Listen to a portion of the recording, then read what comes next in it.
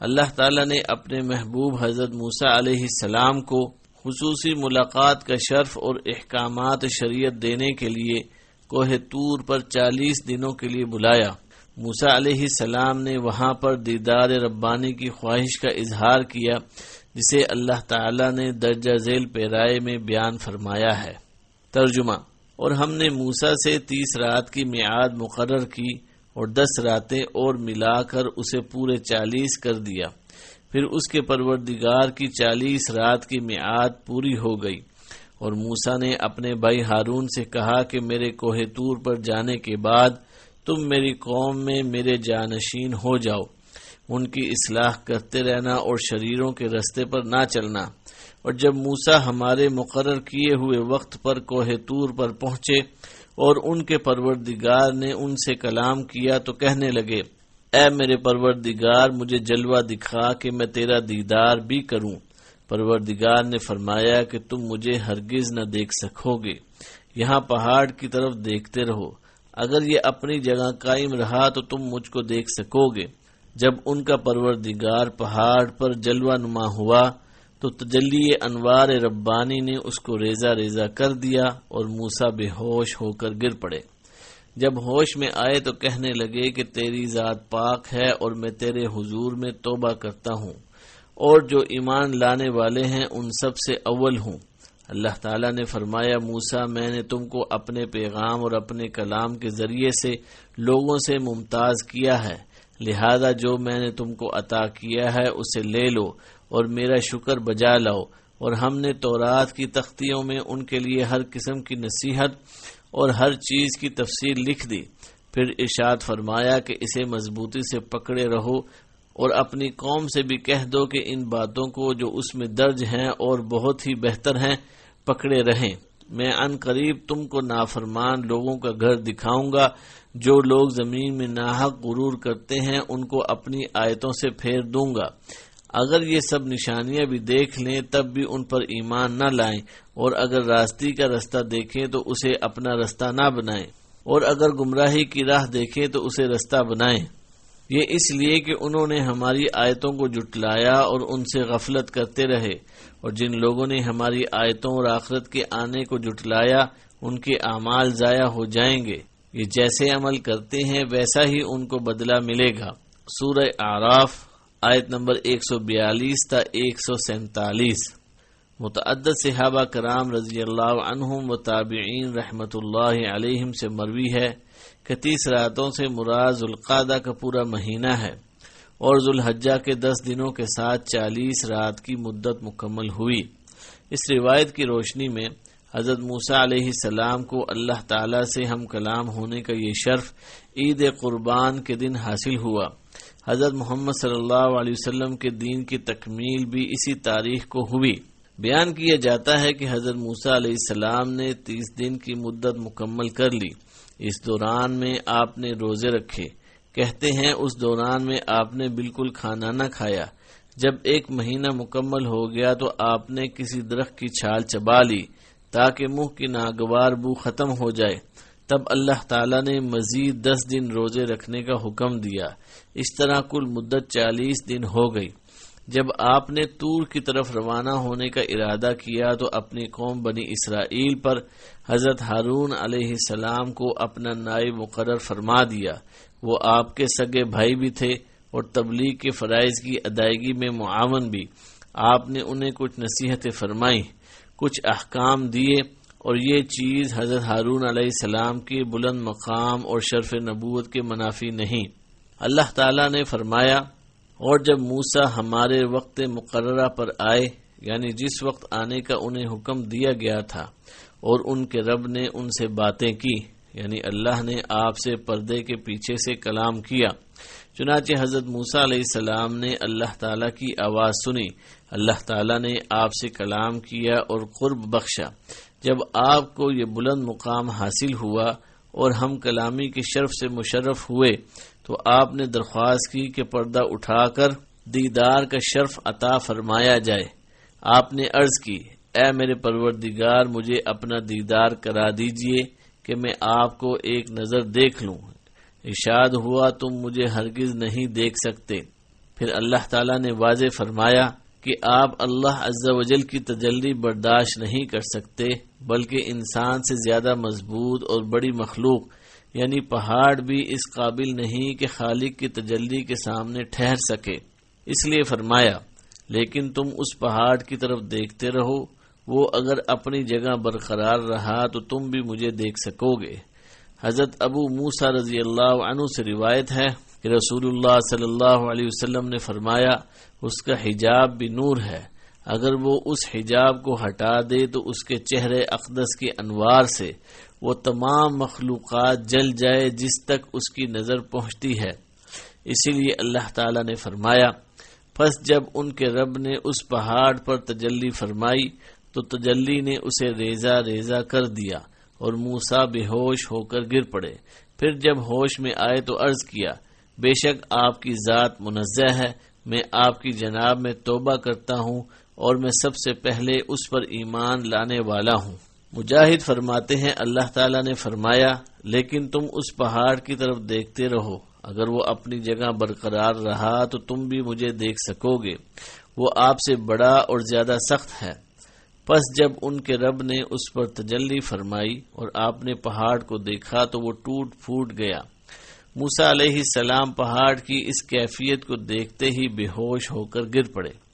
حضرت انس رضی اللہ عنہ سے روایت ہے کہ رسول اللہ صلی اللہ علیہ وسلم نے یہ آیت تلاوت فرمائی، پھر آپ صلی اللہ علیہ وسلم نے چنگلی کی بالائی پور پر انگوٹھا رکھ کر اشارہ فرمایا کہ اس قدر تجلی فرمائی تو پہاڑ ریزہ ریزہ ہو گیا۔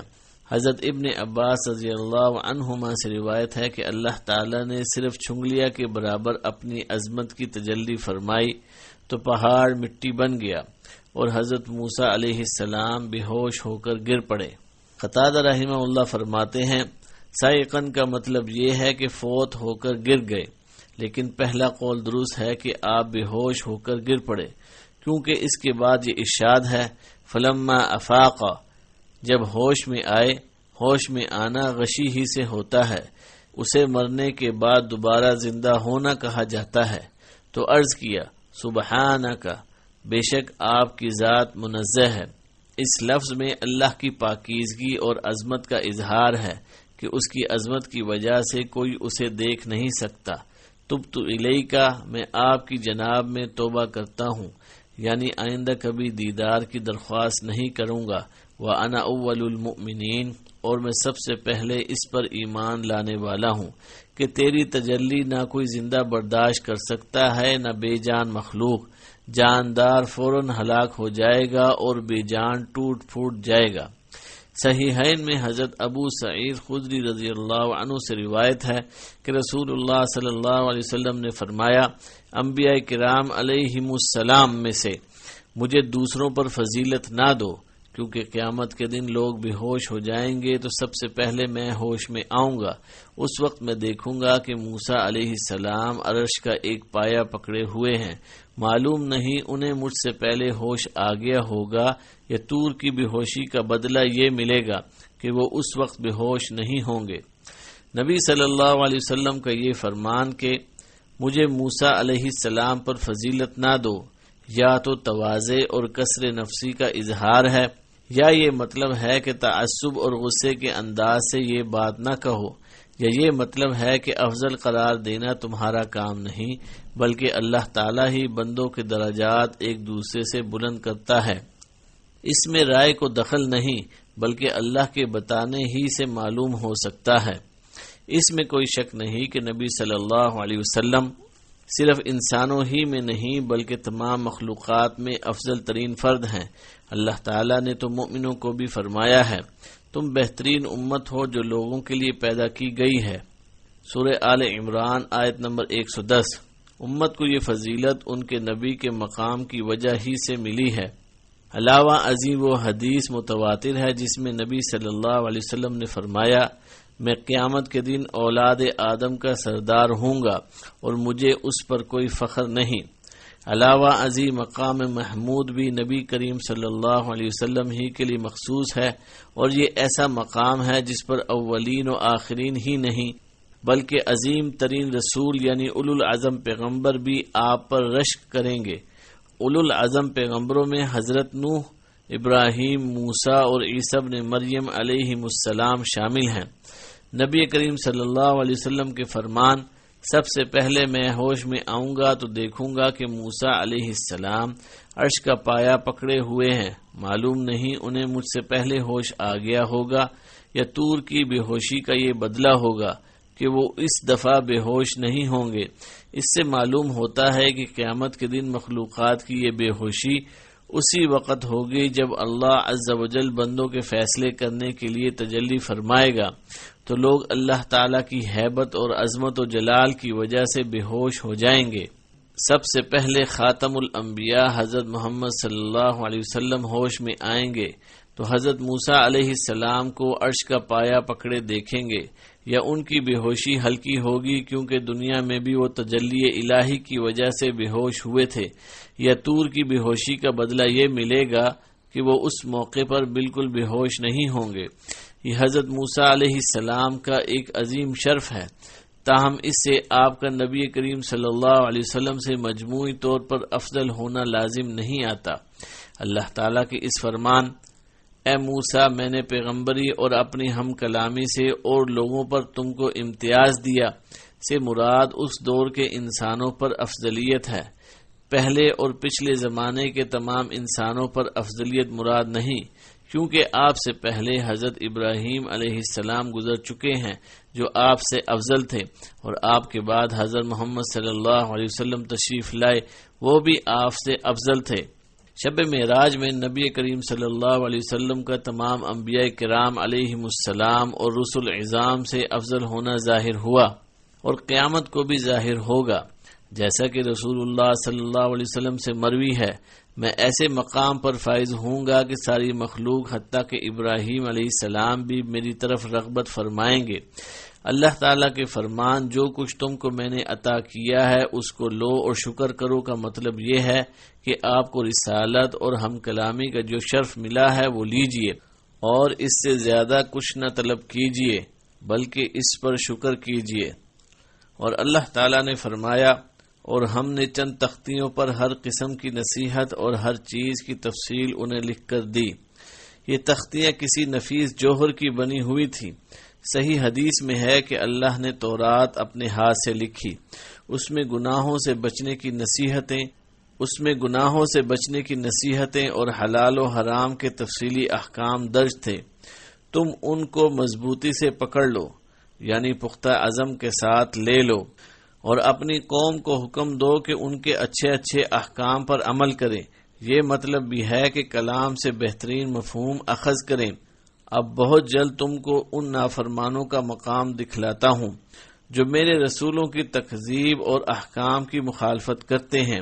میں ایسے لوگوں کو اپنے احکام سے برگشتہ رکھوں گا، اور وہ اسے نہ سمجھیں گے، نہ اس پر غور کریں گے، نہ اس مفہوم کو سمجھنے کی کوشش کریں گے جو اس کلام سے مقصود ہے۔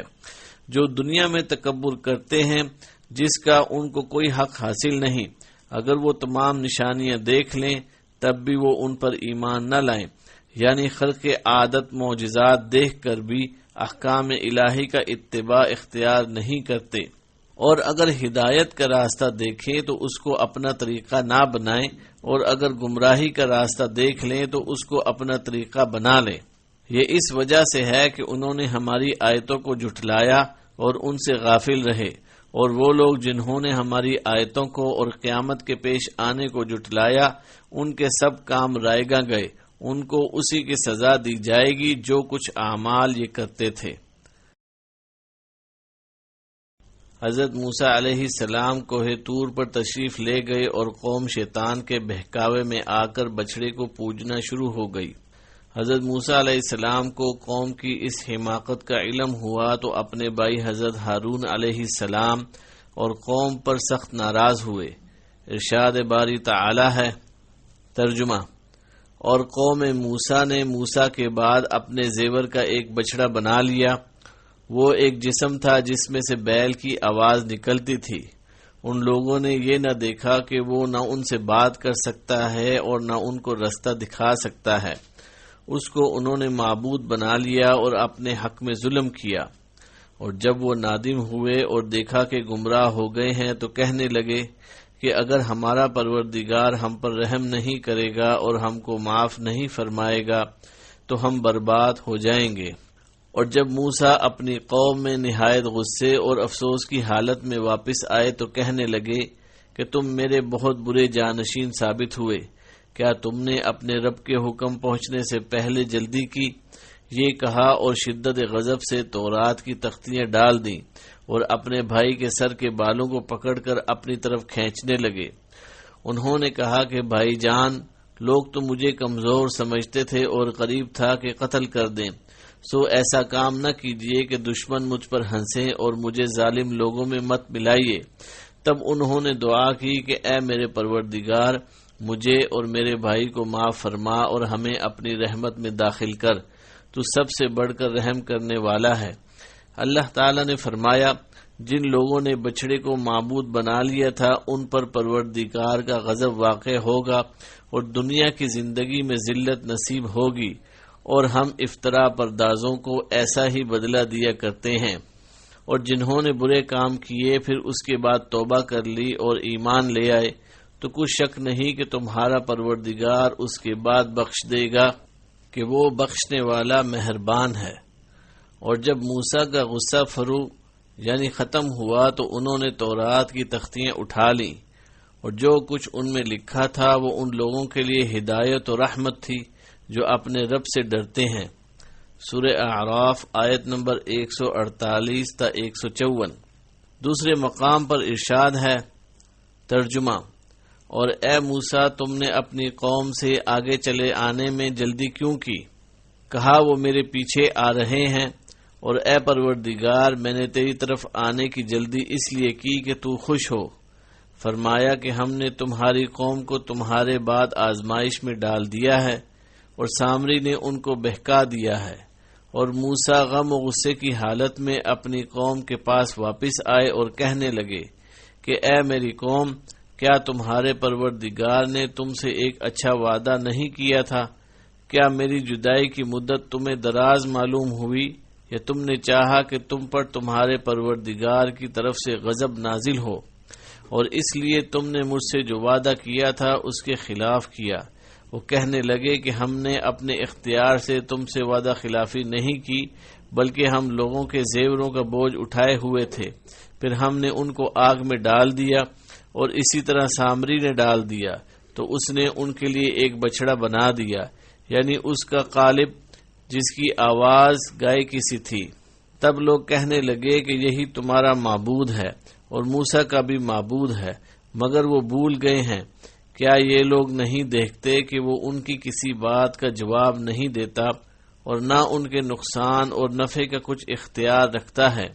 اور ہارون نے ان سے پہلے ہی کہہ دیا تھا کہ لوگوں، اس سے صرف تمہاری آزمائش کی گئی ہے، اور تمہارا پروردگار تو اللہ ہے، سو میری پیروی کرو اور میرا کہا مانو۔ وہ کہنے لگے کہ جب تک موسیٰ ہمارے پاس واپس نہ آئیں ہم تو اسی کی پوجا پر قائم رہیں گے۔ پھر موسیٰ نے ہارون سے کہا کہ ہارون، جب تم نے دیکھا تھا کہ یہ گمراہ ہو رہے ہیں تو تم کو اس بات سے کس چیز نے روکا کہ تم میرے پیچھے نہ آئے؟ بھلا تم نے میرے حکم کے خلاف کیوں کیا؟ کہنے لگے کہ بھائی، میری دھاڑی اور سر کے بالوں کو نہ پکڑیے، میں تو اس سے ڈرا کہ آپ یہ نہ کہیں کہ تم نے بنی اسرائیل میں تفرقہ ڈال دیا اور میری بات کو ملحوظ نہ رکھا۔ پھر سامری سے کہنے لگے کہ سامری، تیرا کیا معاملہ ہے؟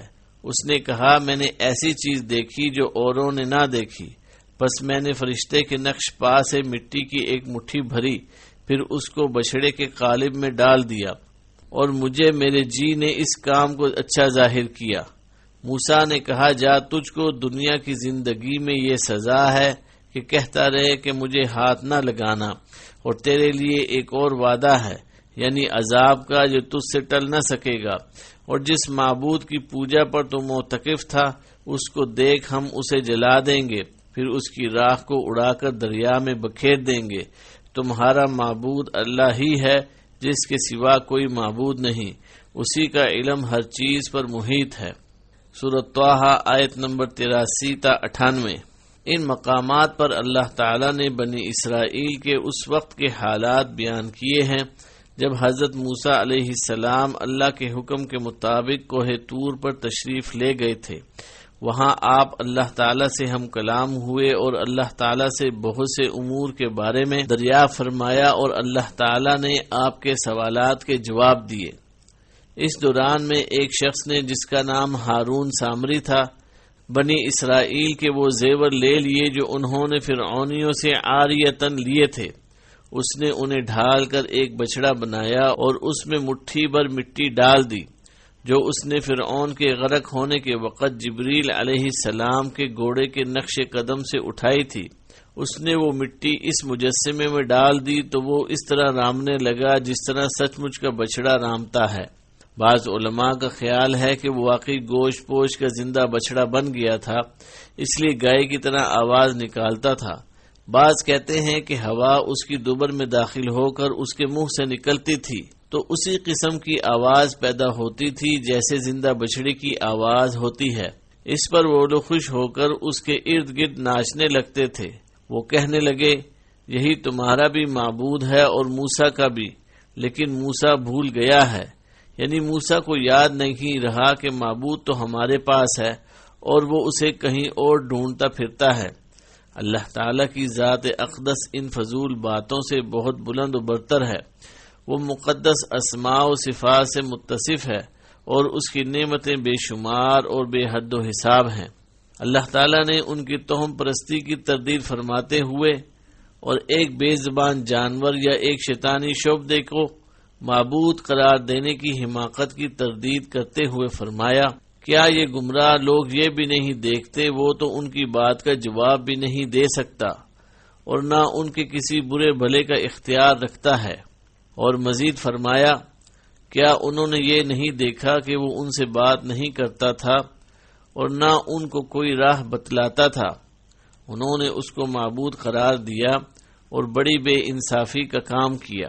سورہ اعراف آیت نمبر 148۔ یعنی یہ حیوانی مجسمہ نہ بات چیت کر سکتا تھا، نہ کسی نفع نقصان کا اختیار رکھتا تھا، نہ کسی معاملے میں ان کی رہنمائی کر سکتا تھا۔ اس کی پوجا اپنی جان پر ظلم کے مترادف تھی، جبکہ انہیں معلوم تھا کہ جہالت اور گمراہی کا یہ کام بالکل غلط ہے۔ اور جب وہ نادم ہوئے اور معلوم ہوا کہ وہ لوگ واقعی گمراہی میں پڑ گئے تھے تو کہنے لگے، اگر ہمارا رب ہم پر رحم نہ کرے اور ہمارے گناہ معاف نہ کرے تو ہم بالکل گئے گزرے ہو جائیں گے۔ سورہ اعراف آیت نمبر 149۔ جب حضرت موسیٰ علیہ السلام نے واپس آ کر انہیں بچڑے کی پوجا میں مشغول دیکھا تو وہ تختیاں نیچے پھینک دی جن پر تورات لکھی ہوئی تھی۔ بائبل میں لکھا ہے کہ موسیٰ علیہ السلام نے غصے میں آ کر وہ تختیاں زمین پر پٹک کر توڑ ڈالی۔ بعد میں اللہ تعالیٰ نے ان کے بدلے اور تختیاں دی۔ قرآن کے الفاظ سے اس کی تائید نہیں ہوتی، بلکہ یہ معلوم ہوتا ہے کہ حضرت موسیٰ علیہ السلام نے تختیاں زمین پر ڈال دی تھیں۔ بائبل میں ہے کہ یہ تختیاں صرف 2 تھیں۔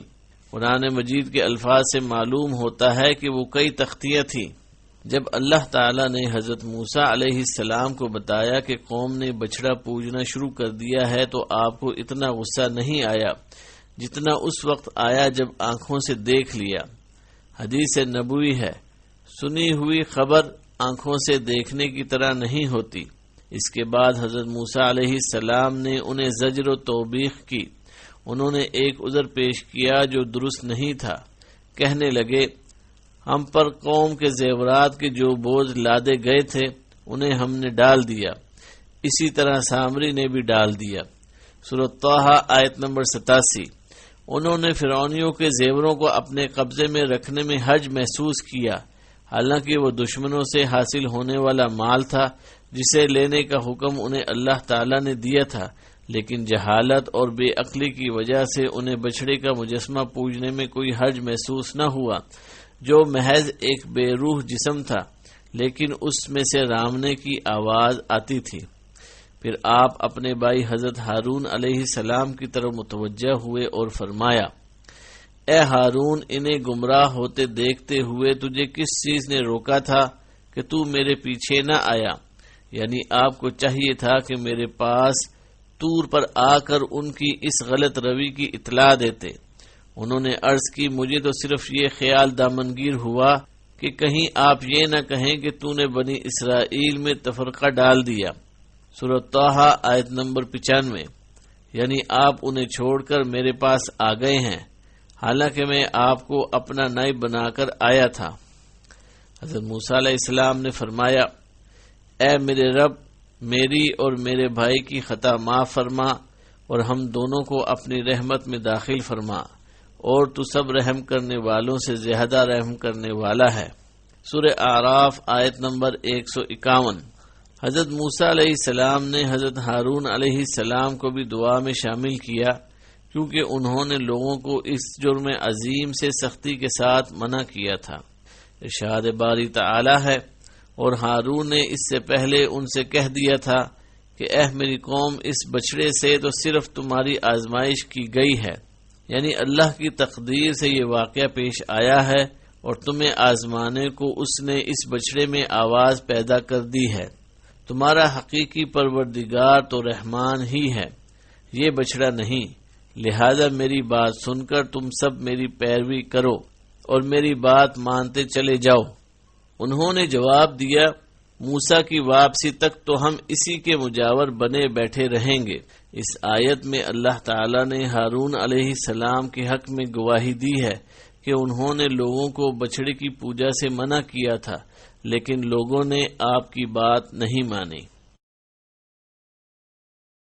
پھر موسیٰ علیہ السلام سامری کی طرف متوجہ ہوئے اور فرمایا، سامری تیرا کیا معاملہ ہے؟ تو نے یہ کام کیوں کیا؟ اس نے جواب دیا، مجھے وہ چیز دکھائی دی جو انہیں دکھائی نہیں دی، یعنی مجھے جبریل علیہ السلام نظر آ گئے جبکہ وہ گھوڑی پر سوار تھے۔ میں نے فرستادہ الہی کے نقش قدم سے ایک مٹھی بھر لی، یعنی جبریل علیہ السلام کی گھوڑی کے نقش قدم سے مٹی لے لی۔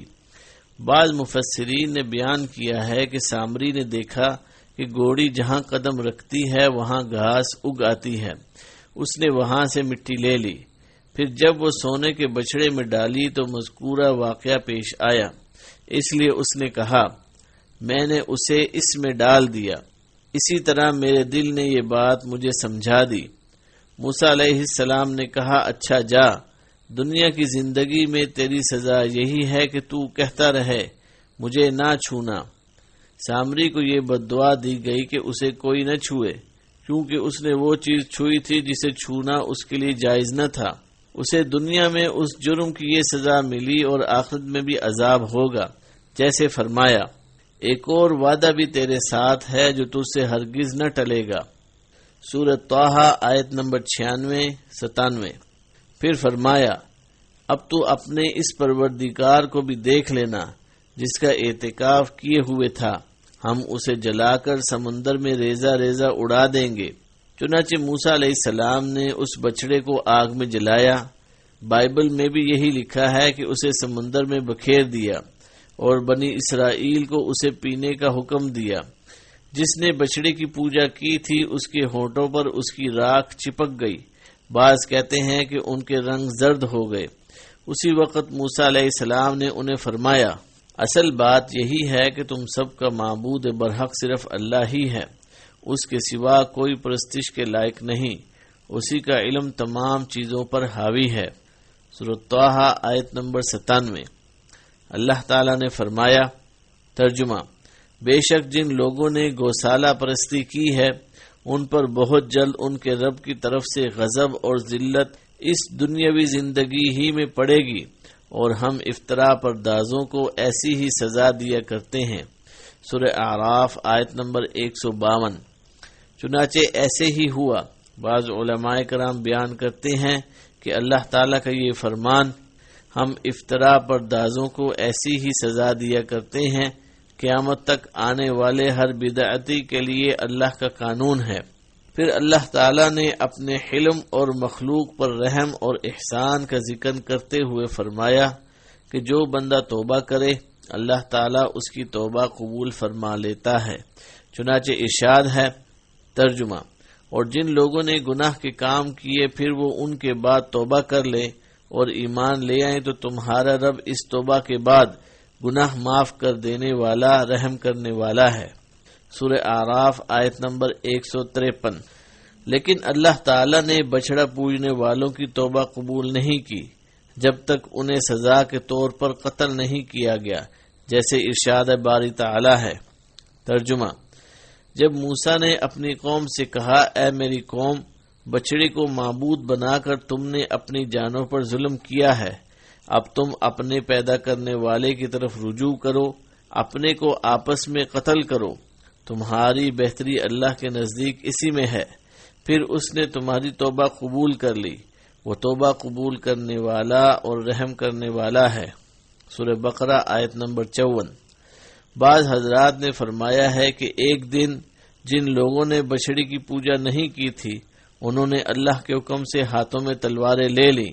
اللہ نے ان پر دھند بھیج دی تاکہ قریبی رشتہ دار اپنے رشتہ دار کو نہ پہچان سکے۔ پھر انہوں نے حملہ کر کے ان سب کو قتل کر دیا۔ کہتے ہیں انہوں نے اس صبح 70,000 افراد قتل کیے۔ ارشاد باری تعالی ہے۔ ترجمہ: اور جب موسیٰ کا غصہ فرو ہوا تو ان تختیوں کو اٹھا لیا اور ان کے مضامین میں ان لوگوں کے لیے جو اپنے رب سے ڈرتے تھے ہدایت اور رحمت تھی۔ سورہ اعراف آیت نمبر 153۔ بعض لوگوں نے وفی نسختہا اس کے مضامین میں کے الفاظ سے استدلال کیا ہے کہ تختیاں ٹوٹ گئی تھیں، لیکن یہ استدلال محل نظر ہے۔ آیت کے الفاظ سے ان کے ٹوٹنے کا اشارہ نہیں ملتا۔ موسیٰ علیہ السلام اپنی قوم کے 70 علماء کے ساتھ کوہ طور پر قوم کی گوسالہ پرستی سے توبہ کے لیے حاضر ہوتے ہیں، جہاں وہ ایک اور آزمائش کا سامنا کرتے ہیں۔ ارشاد باری تعالی ہے۔ ترجمہ: اور موسیٰ نے اس میعاد پر جو ہم نے مقرر کی تھی اپنی قوم کے 70 آدمی منتخب کر کے کوہ طور پر حاضر کیے۔ جب ان کو زلزلے نے پکڑا تو موسیٰ نے کہا کہ اے پروردگار، اگر تو چاہتا تو ان کو اور مجھ کو پہلے ہی ہلاک کر دیتا۔ کیا تو اسی فعل کی سزا میں جو ہم میں سے بے عقل لوگوں نے کیا ہے ہمیں ہلاک کرے گا؟ یہ تو تیری طرف سے آزمائش ہے، اس سے تو جسے چاہے گمراہ کرے اور جسے چاہے ہدایت بخشے۔ تو ہی ہمارا کارساز ہے، سو ہمارے گناہ بخش دے اور ہم پر رحم فرما، اور تو سب سے بہتر بخشنے والا ہے۔ اور ہمارے لیے اس دنیا میں بھی بلائی لکھ دے اور آخرت میں بھی، ہم تیری طرف رجوع کر چکے۔ فرمایا کہ جو میرا عذاب ہے اسے تو جس پر چاہتا ہوں نازل کرتا ہوں، اور جو میری رحمت ہے وہ ہر چیز پر محیط ہے۔ میں اس کو ان لوگوں کے لیے لکھ دوں گا جو پرہیزگاری کرتے ہیں اور زکوٰۃ دیتے ہیں اور ہماری آیتوں پر ایمان رکھتے ہیں، اور جو ایسے رسول نبی امی محمد کا اتباع کرتے ہیں جن کے اوصاف کو وہ اپنے ہاں تورات اور انجیل میں لکھا ہوا پاتے ہیں۔ وہ انہیں نیک کام کا حکم دیتے ہیں اور برے کام سے روکتے ہیں، اور پاک چیزوں کو ان کے لیے حلال کرتے ہیں اور ناپاک چیزوں کو ان پر حرام ٹھہراتے ہیں، اور ان پر جو بوجھ اور طوق تھے وہ اتارتے ہیں۔ سو جو لوگ ان پر ایمان لائے اور ان کی رفاقت کی اور انہیں مدد دی اور جو نور ان کے ساتھ نازل ہوا ہے اس کی پیروی کی، وہی مراد پانے والے ہیں۔ سورہ اعراف آیت نمبر 155 تا 157۔ امام محمد بن اسحاق رحمہ اللہ بیان کرتے ہیں کہ حضرت موسیٰ علیہ السلام نے بنی اسرائیل کے 70 افضل ترین افراد کا انتخاب کیا اور انہیں فرمایا، اللہ کے دربار میں حاضر ہو کر توبہ کرو اور اپنی پوری قوم کے لیے معافی کی دعا کرو، روزہ رکھو، غسل کرو اور اپنے کپڑے پاک کرو۔ حضرت موسیٰ علیہ السلام اللہ کے مقرر کیے ہوئے وقت پر انہیں لے کر طور سینا پر تشریف لے گئے۔ آپ اللہ کے حکم اور اجازت ہی سے وہاں تشریف لے جایا کرتے تھے۔ ان 70 افراد نے اللہ کا کلام سننے کی خواہش ظاہر کی۔ موسیٰ علیہ السلام نے فرمایا، ایسا ہی ہوگا۔ جب حضرت موسیٰ علیہ السلام پہاڑ کے قریب پہنچے تو بادل نے پورے پہاڑ کو چھپا لیا۔ موسیٰ علیہ السلام آگے بڑھے اور بادل کے اندر داخل ہو گئے اور دوسروں سے فرمایا، قریب آ جاؤ۔ جب موسیٰ علیہ السلام کو ہم کلامی کا شرف حاصل ہوتا تھا تو آپ کے چہرے مبارک پر اس قدر روشن نور آ جاتا تھا کہ کوئی انسان آپ کی طرف نظر اٹھا کر دیکھ نہیں سکتا تھا۔ چنانچہ آپ کے ان افراد کے درمیان ایک پردہ حائل ہو گیا۔ جب یہ حضرات بادل میں داخل ہوئے تو سجود ہو گئے۔ انہوں نے سنا کہ اللہ تعالی حضرت موسیٰ علیہ السلام سے مخاطب ہیں کہ یوں کریں یوں نہ کریں۔ جب اللہ تعالی احکامات دے چکا تو موسیٰ علیہ السلام پر سے بادل ہٹ گیا۔ تب ان لوگوں نے کہا، جب تک ہم اپنے رب کو سامنے نہ دیکھ لیں آپ پر یقین نہ کریں گے۔ اس پر ایک کڑک کی آواز آئی اور ان کی جانیں جسم سے نکل گئیں۔ وہ مر گئے تو موسیٰ علیہ السلام عجز و نیاز کے ساتھ دعا کرنے لگے۔ آپ نے عرض کیا، اے میرے پروردگار، اگر تجھ کو یہ منظور ہوتا تو اس سے قبل ہی ان کو اور مجھ کو ہلاک کر دیتا۔ کیا تو ہم میں سے چند بے وقوفوں کی حرکت پر سب کو ہلاک کر دے گا؟ سورہ اعراف آیت نمبر 155۔ یعنی ہم میں سے جن بے وقوفوں نے بچڑے کی پوجا کی ہے ان کی وجہ سے ہمیں نہ پکڑنا، کیونکہ ہم ان کے عمل سے لا تعلق اور بیزار ہیں۔ حضرت عبداللہ بن عباس رضی اللہ عنہما فرماتے ہیں، ان پر زلزلے اور کڑک کا عذاب اس لیے آیا کہ انہوں نے اپنی قوم کو بچڑے پوجنے سے منع نہیں کیا تھا۔ ارشاد باری تعالی ہے، یہ واقعہ تیری طرف سے ایک امتحان ہے۔ مطلب یہ ہے کہ اے اللہ، تیری قضاء و قدر کے فیصلے کے مطابق وہ واقعہ پیش آیا جس کے ذریعے سے تو نے ان کی آزمائش کی، جس طرح ہارون علیہ السلام نے اس سے پہلے ہی ان سے کہہ دیا تھا، اے میری قوم، اس بچڑے سے تو صرف تمہاری آزمائش کی گئی ہے۔ سورۃ طٰہٰ آیت نمبر 90۔ یہاں بھی فتنہ کا لفظ امتحان اور آزمائش کے معنی میں آیا ہے، اسی لیے کہا گیا ایسے امتحانات سے جس کو تو چاہے گمراہی میں ڈال دے اور جس کو چاہے ہدایت پر قائم رکھے۔ تیرا فیصلہ اور تیری مرضی غالب ہے، جسے کوئی روک نہیں سکتا نہ پلٹ سکتا ہے۔ تو ہی ہمارا خبر گیر ہے، بس ہم پر مغفرت اور رحم فرما، اور تو سب معافی دینے والوں سے اچھا ہے۔ ہم لوگوں کے نام دنیا میں بھی نیک حالی لکھ دے اور آخرت میں بھی ہم تیری طرف رجوع کرتے ہیں، یعنی ہم توبہ کرتے ہیں۔ اللہ تعالیٰ نے فرمایا، میں اپنا عذاب اسی پر واقع کرتا ہوں جس پر چاہتا ہوں، اور میری رحمت تمام اشیاء پر محیط ہے۔ جیسے صحیح بخاری میں ہے کہ رسول اللہ صلی اللہ علیہ وسلم نے فرمایا، جب اللہ تعالیٰ نے آسمانوں اور زمین کو پیدا کر لیا تو ایک تحریر لکھی، وہ اس کے پاس عرش پر رکھی ہوئی ہے۔ وہ تحریر یہ ہے، میری رحمت میرے غضب پر غالب ہوگی۔ اللہ تعالیٰ نے فرمایا، میں وہ رحمت ان لوگوں کے نام ضرور لکھوں گا جو اللہ سے ڈرتے ہیں اور زکوٰۃ دیتے ہیں اور ہماری آیتوں پر ایمان لاتے ہیں، یعنی ان صفات کے حامل افراد کو میری رحمت ضرور حاصل ہوگی۔ جو لوگ ایسے رسول نبی امی کا اتباع کرتے ہیں جن کو وہ لوگ اپنے پاس تورات و انجیل میں لکھا ہوا پاتے ہیں۔ اس آیت میں حضرت موسیٰ علیہ السلام کو حضرت محمد صلی اللہ علیہ وسلم اور آپ کی امت کے بارے میں خبر دی گئی ہے۔ اللہ تعالیٰ نے حضرت موسیٰ علیہ السلام کو جو کچھ بتایا تھا اس میں یہ خبر بھی شامل ہے۔ اس کی وضاحت تفسیر کی کتاب میں تفصیل سے کی گئی ہے۔ جب بنی اسرائیل پر پہاڑ اٹھایا گیا، اللہ تعالیٰ نے موسیٰ علیہ السلام کی بہانہ ساز قوم کو مخاطب کرتے ہوئے فرمایا، اور جب ہم نے تم سے وعدہ لیا اور کوہ طور کو تم پر اٹھا کھڑا کیا اور حکم دیا کہ جو کتاب ہم نے تم کو دی ہے اس کو مضبوطی سے پکڑے رہو اور جو اس میں لکھا ہے اسے یاد رکھو تاکہ عذاب سے محفوظ رہو، تو تم اس کے بعد عہد سے پھر گئے، اور اگر تم پر اللہ کا فضل اور اس کی مہربانی نہ ہوتی تو تم خسارے میں پڑ گئے ہوتے۔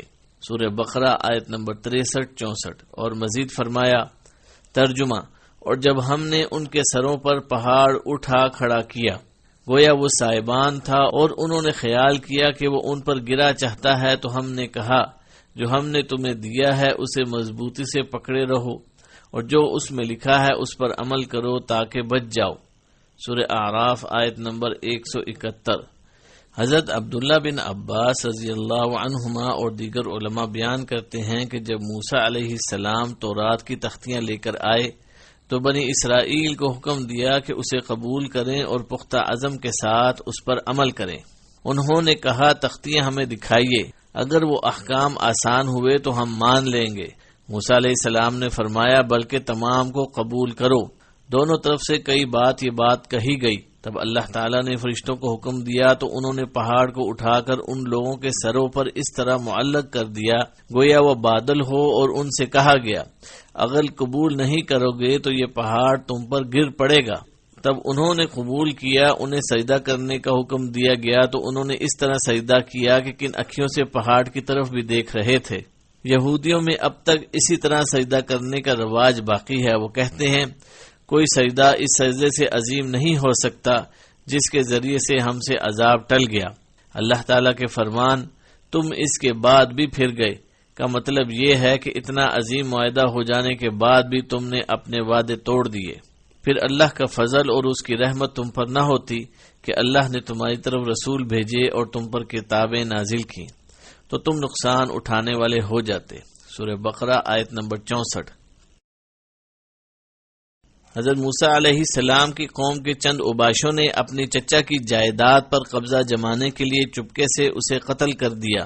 پھر اس کی نعش پر مگرمچھ کے آنسو بہانے لگے اور قصاص کا مطالبہ کرنے لگے، جبکہ قاتل وہ خود ہی تھے۔ لہذا قاتل کی تلاش کے لیے اللہ تعالیٰ نے حضرت موسیٰ علیہ السلام کو ایک اور معجزہ عطا کیا۔ ارشاد باری تعالیٰ ہے، ترجمہ: اور جب موسیٰ نے اپنی قوم کے لوگوں سے کہا کہ اللہ تم کو حکم دیتا ہے کہ ایک گائے ذبح کرو، وہ بولے کیا تم ہم سے مذاق کرتے ہو؟ موسیٰ نے کہا کہ میں اللہ کی پناہ مانگتا ہوں کہ نادان بنوں۔ انہوں نے کہا اپنے پروردگار سے التجا کیجیے کہ وہ ہمیں بتائے کہ وہ گائے کس طرح کی ہو۔ موسیٰ نے کہا پروردگار فرماتا ہے کہ وہ گائے نہ تو بوڑھی ہو اور نہ بچڑا، بلکہ ان کے درمیان یعنی جوان ہو، سو جیسا تم کو حکم دیا گیا ہے ویسا کرو۔ انہوں نے کہا کہ اپنے پروردگار سے درخواست کیجیے کہ ہم کو یہ بھی بتا دے کہ اس کا رنگ کیسا ہو۔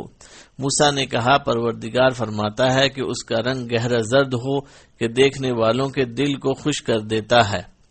انہوں نے کہا اپنے پروردگار سے پھر درخواست کیجیے کہ وہ ہم کو بتا دے کہ وہ اور کس کس طرح کی ہو، کیونکہ بہت سی گائیں ہمیں ایک دوسرے کے مشابہ معلوم ہوتی ہیں، پھر اللہ نے چاہا تو ہمیں ٹھیک بات معلوم ہو جائے گی۔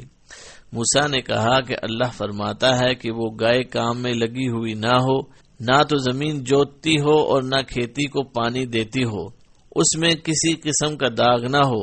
کہنے لگے اب تم نے سب باتیں درست بتا دیں۔ غرض بڑی مشکل سے انہوں نے اس گائے کو ذبح کیا اور وہ ایسا کرنے والے تھے نہیں، اور جب تم نے ایک شخص کو قتل کیا تو اس میں باہم جھگڑنے لگے، لیکن جو بات تم چھپا رہے تھے اللہ اس کو ظاہر کرنے والا تھا۔ تو ہم نے کہا کہ اس گائے کا کوئی سا ٹکڑا مقتول کو مارو، اسی طرح اللہ مردوں کو زندہ کرتا ہے اور تم کو اپنی قدرت کی نشانیاں دکھاتا ہے تاکہ تم سمجھو۔ سورہ بقرہ آیت نمبر 67 تا 73۔ مفسرین نے ذکر کیا ہے کہ بنی اسرائیل میں ایک دولت مند بوڑھا آدمی تھا۔ اس کے بھتیجوں کی یہ خواہش تھی کہ وہ فوت ہو جائے تو اس کا ترکہ انہیں مل جائے۔ آخر ان میں سے ایک نے اسے رات کو قتل کر کے اس کی لاش چوراہے میں پھینک دی۔ یہ بھی کہا جاتا ہے کہ ایک شخص کے دروازے پر پھینک دی۔ صبح ہوئی تو لوگوں نے اس بارے میں اختلاف پیدا ہو گیا۔ مقتول کا بھتیجا روتا پیٹتا آ گیا۔ لوگوں نے کہا تم لوگ آپس میں کیوں جھگڑتے ہو؟ اللہ کے نبی کی خدمت میں کیوں حاضر نہیں ہوتے؟ چنانچہ بھتیجے نے اللہ کے نبی حضرت موسیٰ علیہ السلام کی خدمت میں اپنے چچا کا مقدمہ پیش کر دیا۔ آپ نے فرمایا میں تمہیں اللہ کی قسم دے کر کہتا ہوں کہ جس کسی کو بھی اس مقتول کے واقعے کے متعلق کوئی بات معلوم ہو وہ ضرور ہمیں اطلاع دے، لیکن کوئی نہ آیا۔ انہوں نے کہا کہ اس معاملے میں اپنے رب سے دریافت کیجیے۔ حضرت موسیٰ علیہ السلام نے اللہ سے دعا کی تو اللہ نے ایک گائے ذبح کرنے کا حکم دیا۔ چنانچہ آپ نے فرمایا اللہ تعالیٰ تمہیں ایک گائے ذبح کرنے کا حکم دیتا ہے۔ تو انہوں نے کہا ہم سے مذاق کیوں کرتے ہو؟ ہم آپ سے مقتول کے بارے میں پوچھتے ہیں اور آپ یہ حکم دے رہے ہیں۔ آپ نے جواب دیا میں ایسا جاہل ہونے سے اللہ تعالیٰ کی پناہ پکڑتا ہوں۔ میں تو وہی بات کہہ سکتا ہوں جو مجھے اللہ تعالیٰ فرماتا ہے۔ تم نے مجھ سے جس معاملے کے بارے میں کہا تھا کہ اللہ سے سوال کروں اس کے بارے میں اللہ تعالیٰ نے مجھے یہی حکم دیا ہے۔ حضرت عبداللہ بن عباس رضی اللہ عنہما اور دیگر مفسرین فرماتے ہیں اگر وہ لوگ کوئی سی گائے لے کر ذبح کر دیتے تو مقصود حاصل ہو جاتا، لیکن انہوں نے سختی کی تو ان پر سختی کر دی گئی۔ انہوں نے اس طرح کی شرطیں پوچھی، رنگ پوچھا، عمر پوچھی۔ ان سوالات کے جواب تو مل گئے، لیکن گائے کو تلاش کرنا مشکل ہو گیا۔ خلاصہ یہ کہ انہیں ایک جوان عمر کی گائے ذبح کرنے کا حکم دیا گیا جو نہ بوڑھی ہو نہ بالکل بچیا ہو۔ پھر انہوں نے رنگ پوچھا تو حکم دیا گیا کہ زرد گائے ہو لیکن سرخی مائل ہو، جسے دیکھ کر دل خوش ہو جائے، اور یہ رنگ بہت نادر ہے۔ پھر انہوں نے اپنے آپ کو مزید مشکل میں ڈالتے ہوئے کہا، اپنے رب سے اور دعا کیجیے کہ ہمیں اس کی مزید ماہیت بتلائے۔ اس قسم کی گائیں تو بہت ہیں، ہمیں پتہ نہیں چلتا۔ اللہ نے چاہا تو ہم ہدایت والے ہو جائیں گے۔ آپ نے فرمایا، اللہ کا فرمان ہے کہ وہ گائے کام کرنے والی، زمین میں ہل جوتنے والی اور کھیتوں کو پانی پلانے والی نہ ہو، وہ تندرست اور بے داغ ہو۔ انہوں نے کہا، اب آپ نے حق واضح کر دیا۔ غرض انہوں نے وہ گائے ذبح کی اور وہ ایسا کرنے والے تھے نہیں۔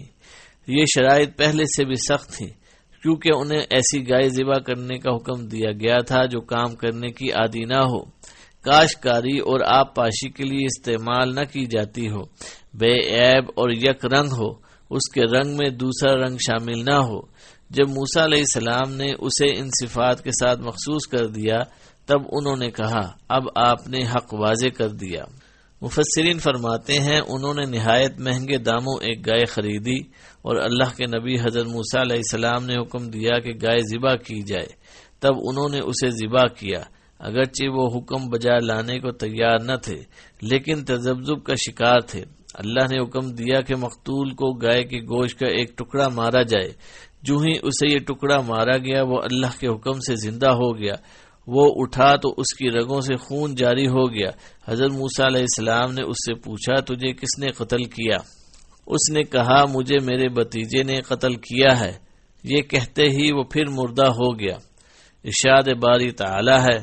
ترجمہ: اسی طرح اللہ مردوں کو زندہ کر کے تمہیں تمہاری عقل مندی کے لیے اپنی نشانیاں دکھاتا ہے، یعنی جس طرح اللہ نے انہیں یہ مقتول زندہ کر کے دکھا دیا، اسی طرح وہ تمام مردوں کو جب چاہے ایک گھڑی میں زندہ کر سکتا ہے۔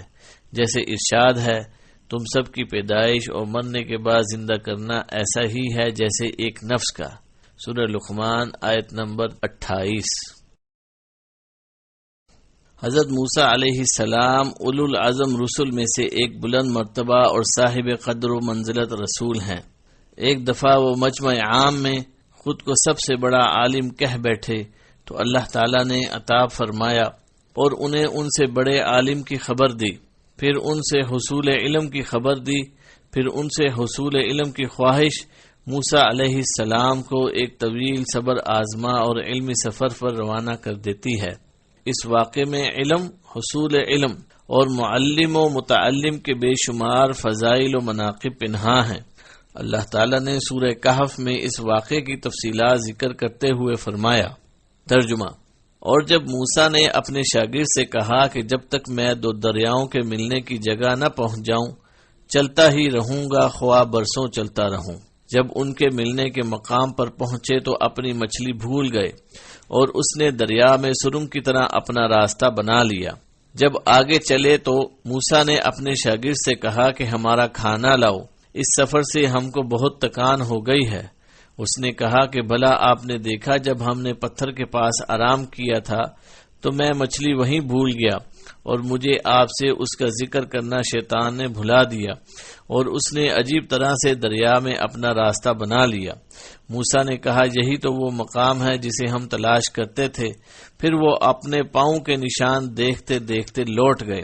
وہاں انہوں نے ہمارے بندوں میں سے ایک بندہ دیکھا جس کو ہم نے اپنے ہاں سے رحمت یعنی نبوت یا نعمت ولایت دی تھی اور اپنے پاس سے علم بخشا تھا۔ موسیٰ نے ان سے جن کا نام خضر تھا کہا کہ جو علم اللہ کی طرف سے آپ کو سکھایا گیا ہے اگر آپ اس میں سے مجھے کچھ بھلائی کی باتیں سکھائیں تو میں آپ کے ساتھ رہوں۔ خضر نے کہا کہ تم میرے ساتھ رہ کر صبر نہیں کر سکو گے اور جس بات کی تمہیں خبر ہی نہیں اس پر صبر کر بھی کیسے سکتے ہو؟ موسیٰ نے کہا اللہ نے چاہا تو آپ مجھے صابر پائیں گے۔ اور میں آپ کے ارشاد کے خلاف نہیں کروں گا۔ خضر نے کہا اگر تم میرے ساتھ رہنا چاہو تو شرط یہ ہے کہ مجھ سے کوئی بات نہ پوچھنا جب تک میں خود اس کا ذکر تم سے نہ کروں۔ وہ دونوں چل پڑے یہاں تک کہ جب کشتی میں سوار ہوئے تو خضر نے کشتی کو توڑ ڈالا۔ موسیٰ نے کہا کیا آپ نے اس کو اس لیے توڑا ہے کہ سواروں کو غرق کر دیں؟ یہ تو آپ نے بڑی عجیب بات کی۔ خضر نے کہا میں نے تم سے نہیں کہا تھا کہ تم میرے ساتھ صبر نہ کر سکو گے۔ موسیٰ علیہ السلام نے کہا کہ جو بھول مجھ سے ہوئی اس پر مواخذہ نہ کیجیے اور میرے معاملے میں مجھے مشکل میں نہ ڈالیے۔ پھر دونوں چلے یہاں تک کہ راستے میں ایک لڑکا ملا تو خضر نے اسے مار ڈالا۔ موسیٰ نے کہا کہ آپ نے ایک بے گناہ شخص کو ناحق بغیر قصاص کے مار ڈالا، یہ تو آپ نے بری بات کی۔ خضر نے کہا کیا میں نے تمہیں نہیں کہا تھا کہ تم میرے ساتھ صبر نہیں کر سکو گے؟ انہوں نے کہا کہ اگر میں اس کے بعد پھر کوئی بات پوچھوں یعنی اعتراض کروں تو مجھے اپنے ساتھ نہ رکھیے گا کہ آپ میری طرف سے عذر کے قبول کرنے کی انتہا کو پہنچ گئے۔ پھر دونوں چلے یہاں تک کہ ایک گاؤں والوں کے پاس پہنچے اور ان سے کھانا طلب کیا۔ انہوں نے ان کی ضیافت کرنے سے انکار کر دیا۔ پھر انہوں نے وہاں ایک دیوار دیکھی جو گرا ہی چاہتی تھی۔ خضر نے اس کو سیدھا کر دیا۔ موسیٰ نے کہا کہ اگر آپ چاہتے تو ان سے اس کا معاوضہ لیتے تاکہ کھانے کا اہتمام ہوتا۔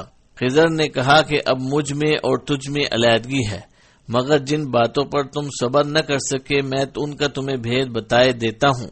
وہ کشتی غریب لوگوں کی تھی جو دریا میں محنت کرتے تھے، یعنی کشتیاں چلا کر گزارا کرتے تھے، اور ان کے آگے ایک بادشاہ تھا جو ہر کشتی کو زبردستی چھین لیتا تھا، تو میں نے چاہا کہ اسے عیب دار کر دوں تاکہ وہ اسے غصب نہ کر سکے، اور وہ جو لڑکا تھا اس کے ماں باپ دونوں مومن تھے۔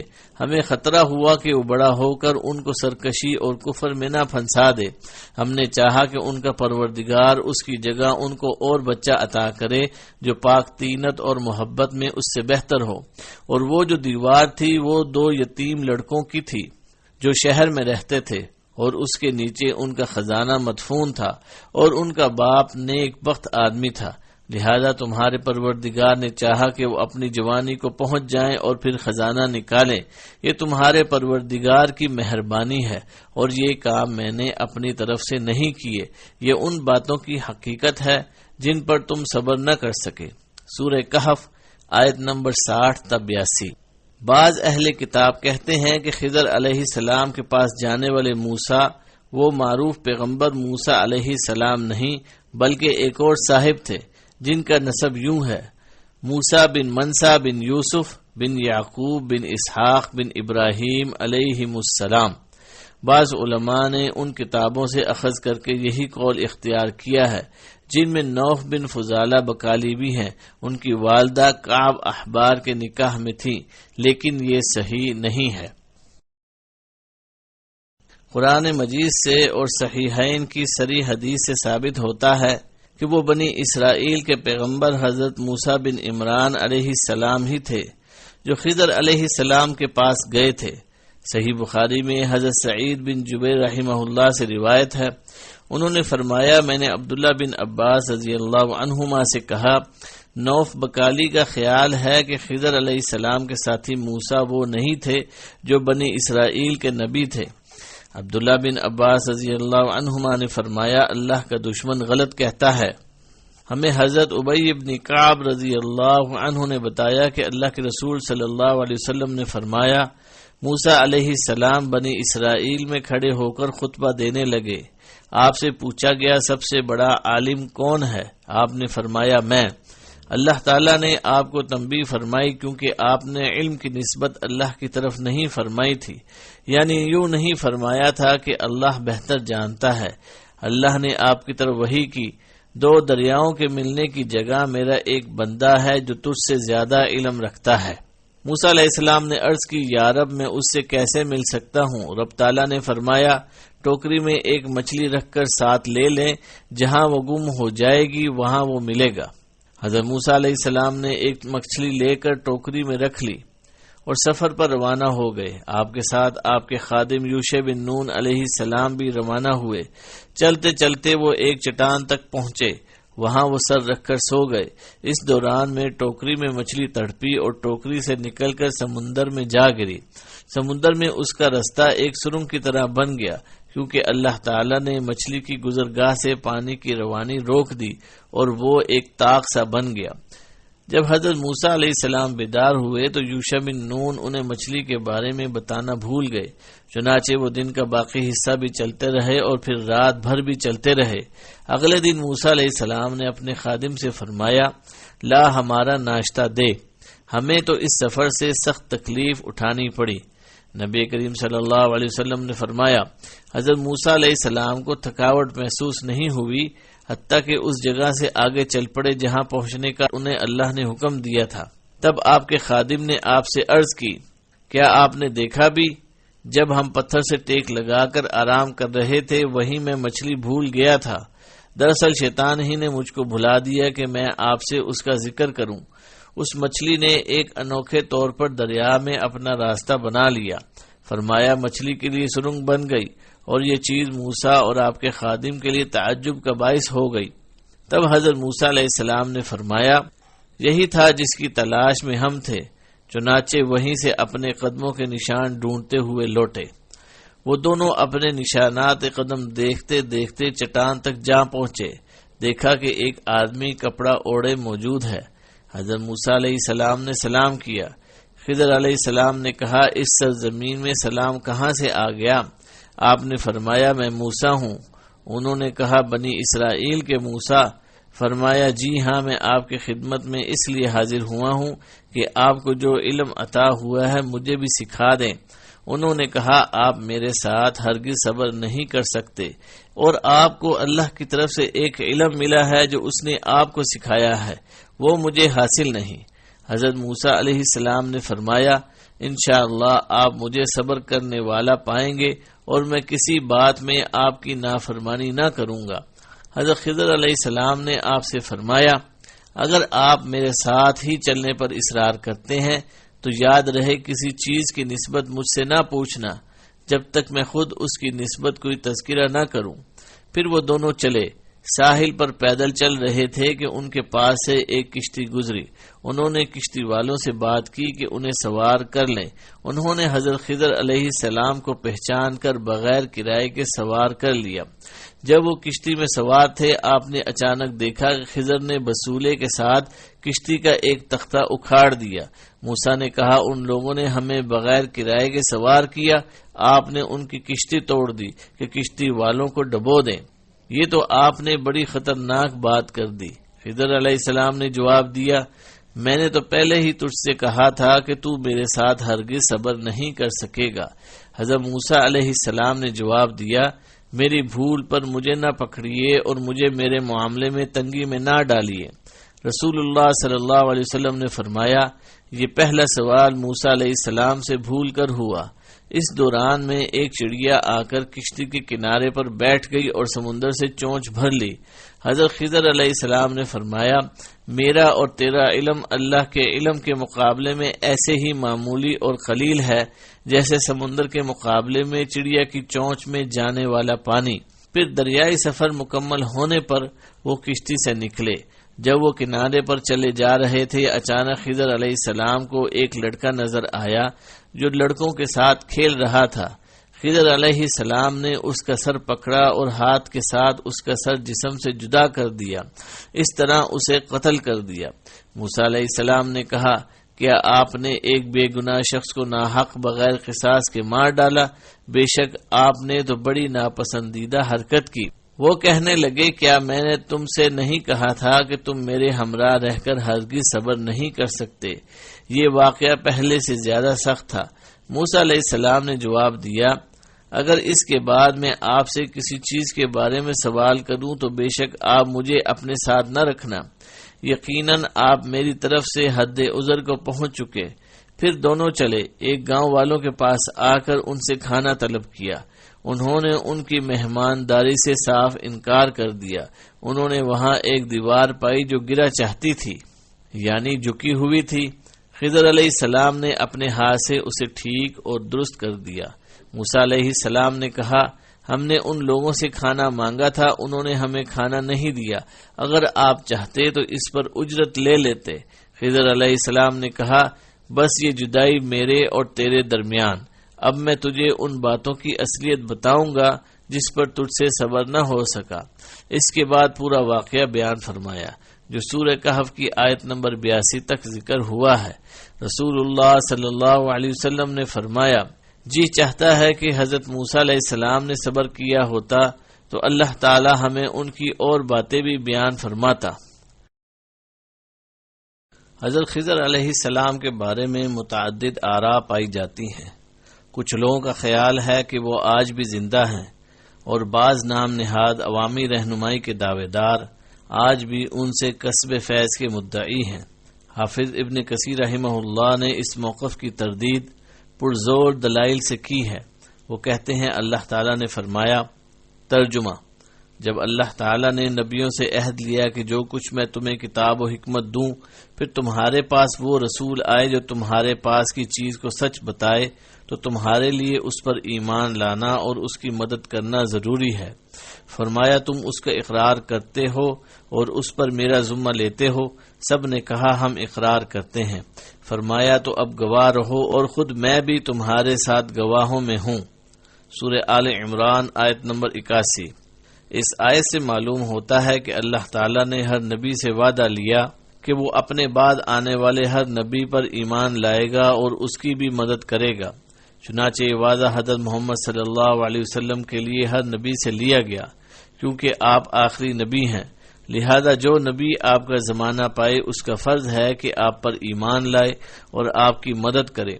تو اگر حضرت خضر علیہ السلام نبی کریم صلی اللہ علیہ وسلم کے زمانہ مبارک میں زندہ ہوتے تو وہ ضرور آپ کا اتباع کرتے، آپ کی خدمت میں حاضر ہوتے اور آپ کی پوری مدد کرتے۔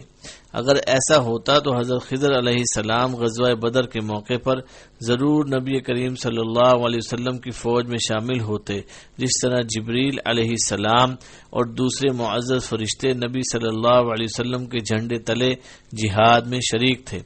حضرت خضر علیہ السلام کے بارے میں یہی کہا جا سکتا ہے کہ وہ یا تو نبی تھے، اور یہی بات درست ہے، یا رسول تھے۔ بعض علماء نے فرمایا ہے یا فرشتے تھے، جیسے کہ بعض حضرات کا خیال ہے، جس قول کو بھی صحیح تسلیم کیا جائے۔ بہرحال جبریل جو فرشتوں کے سردار ہیں اور موسیٰ علیہ السلام جو ایک عظیم رسول ہیں، دونوں حضرت خضر علیہ السلام سے افضل ہیں۔ جب ان دونوں کے لیے نبی علیہ السلام کی مدد کرنا فرض تھا تو خضر علیہ السلام پر بھی ان کے زندہ ہونے کی صورت میں آپ صلی اللہ علیہ وسلم پر ایمان لانا اور مدد کرنا فرض ہوتا، اور اگر وہ ولی تھے جیسے کہ بہت سے علماء کی رائے ہے تو پھر کیوں نبی صلی اللہ علیہ وسلم کی مدد نہ فرماتے؟ کسی حسن بلکہ ضعیف حدیث میں بھی یہ ذکر نہیں آیا کہ خضر علیہ السلام ایک دن کے لیے بھی نبی اکرم صلی اللہ علیہ وسلم کے خدمت میں حاضر ہوئے ہوں یا نبی کریم صلی اللہ علیہ وسلم سے ان کی ملاقات ہوئی ہو۔ ہاں، نبی صلی اللہ علیہ وسلم کی وفات پر حضرت خضر علیہ السلام کے اظہار افسوس کی ایک حدیث آتی ہے، اسے اگرچہ امام حاکم رحمہ اللہ نے بھی روایت کیا ہے، تاہم وہ ضعیف ہے۔ واللہ اعلم۔